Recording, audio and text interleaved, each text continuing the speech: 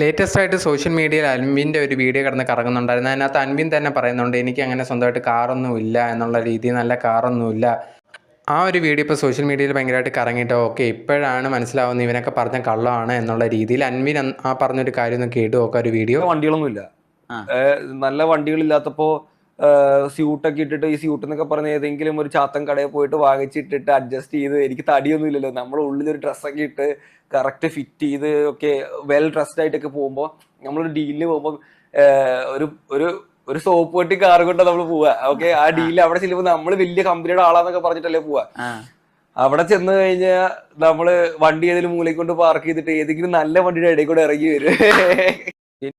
അൻവിൻ ഇതിനകത്ത് പറയുന്നുണ്ട്, ഒരു ഇൻ്റർവ്യൂവിനിടയിൽ പറഞ്ഞ കാര്യമാണ്, എനിക്ക് വണ്ടിയൊന്നും നല്ല വണ്ടിയൊന്നുമില്ല, ഇതേ കണക്കുള്ള കാര്യങ്ങളൊക്കെ ചെയ്തിട്ടുണ്ടെന്ന് പറയുന്നുണ്ട്. പക്ഷേ ഇത് ഞാൻ അതിനെ പോയി കണ്ട സമയത്താണ് അൻവിൻ ആദ്യ സമയങ്ങളിൽ, അതായത് ബിസിനസ്സൊക്കെ സ്റ്റാർട്ട് ചെയ്യുന്ന സമയത്തുണ്ടായ കാര്യങ്ങളൊക്കെയാണ് പറയുന്നത്. അല്ലാതെ ഇപ്പോഴത്തെ കാര്യങ്ങളൊന്നുമില്ല.